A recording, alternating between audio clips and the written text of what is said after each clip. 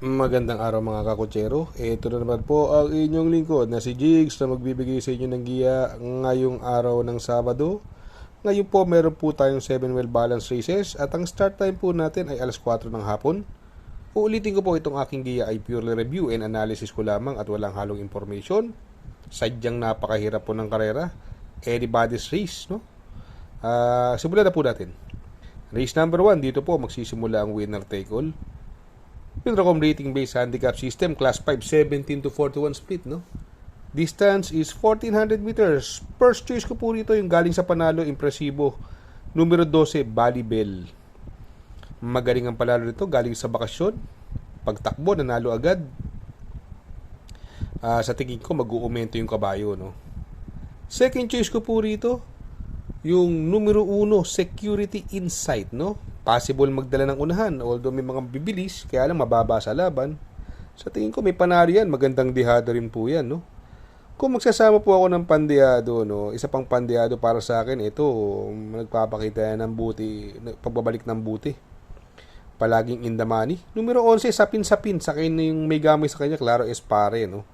Kaya dito sa race number 1, pili ko po, doon ako sa numero 12, Bali Bell. Panigundo, numero 1, Security Insight.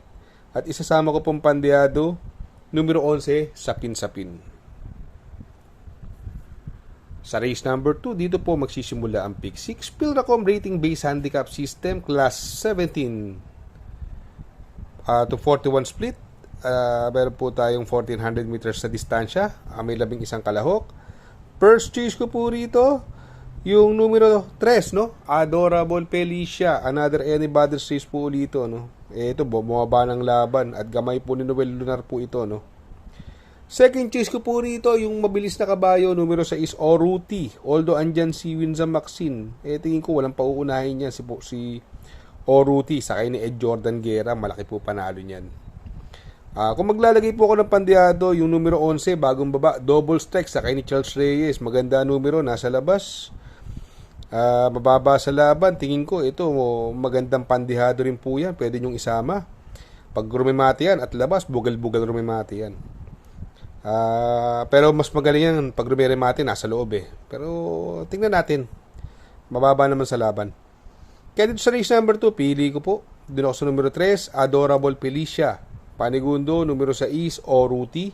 At isasama ko pong pandiyado, numero 11, Double Strike. Sa race number 3, dito po magsisimula ang pick 5. Pilracom rating based handicap system, class 5, 17 to 41 split. Another 1400 meter distance, meron po tayo siyam na kalahok. Since napakahirap ng karera, siguro para sa akin, ito na lang ang susuluhin ko. Nung karera, masama lang ang larga na ito, tapos kumaskas, biglang kumuha ng unahan, sabay layo, sabay lakad. Ngayon, maganda numero, paglabas na ito, bandera sigurado. Although may mga pwede magbigay ng pressure sa kanya, yung gold and silver, Galactus, no? Pero tingin ko kaya niya yan no?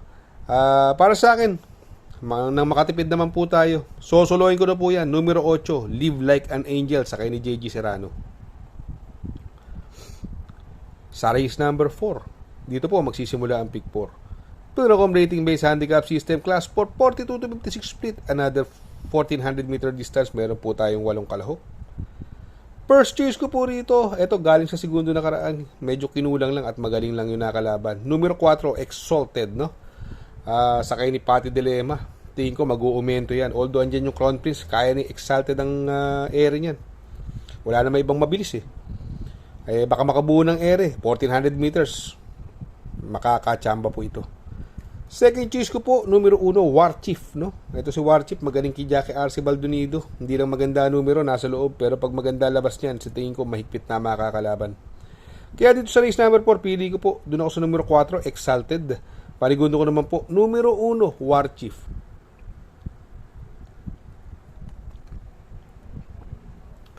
Sa race number 5, Pilracom rating based handicap system, class 5, 17 to 41 split.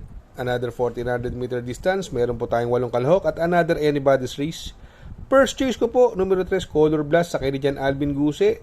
Kung mapapansin natin, pare-parehas lang halos ang prueba ni Color Blast Bonnie Avenue na naglalaro sa 1.29, 1.30. At siyang angkop ang distansya ngayon kay Color Blast. Jan Alvin Guse, bugbuging kabayo. Tingin ko mananalo, no? Second choice ko po, numero 5, Bonnie Avenue sa ni Lester De Jesus.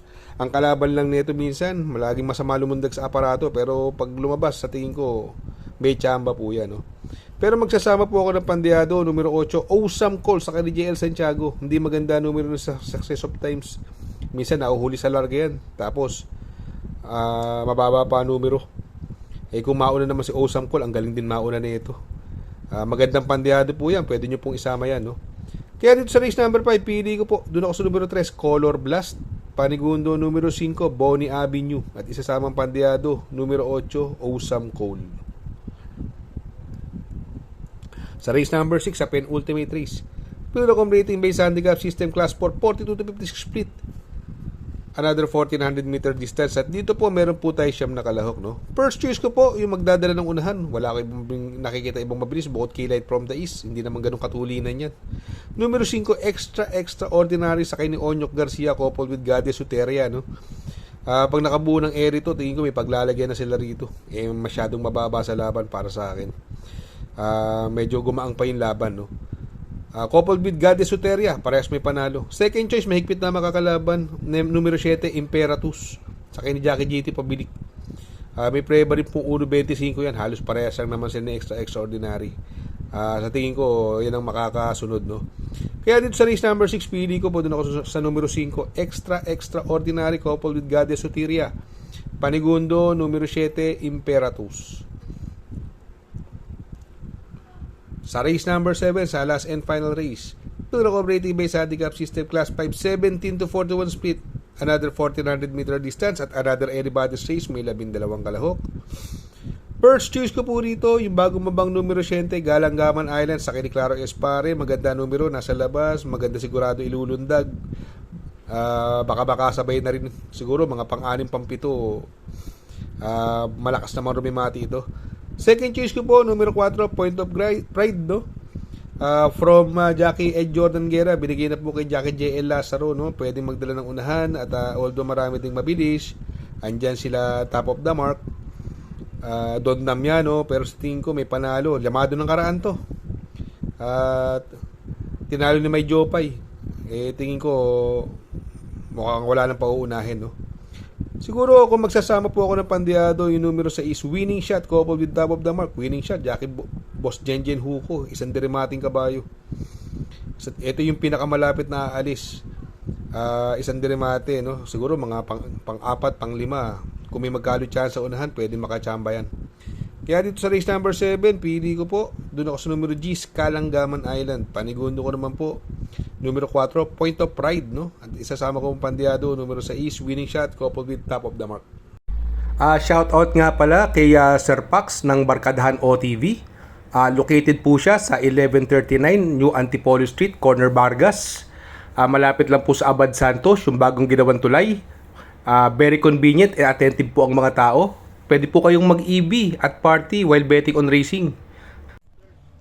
Good luck mga kakutsero. Sana po matapat ang ating giya at yung mga nakasunod. Sana po ay magsitama po kayo. Ako yung makikiusap lamang at makikisuyo sa inyo na please like, share, subscribe, and hit the notification bell para update kayo sa aking mga giya. Good luck po and happy racing.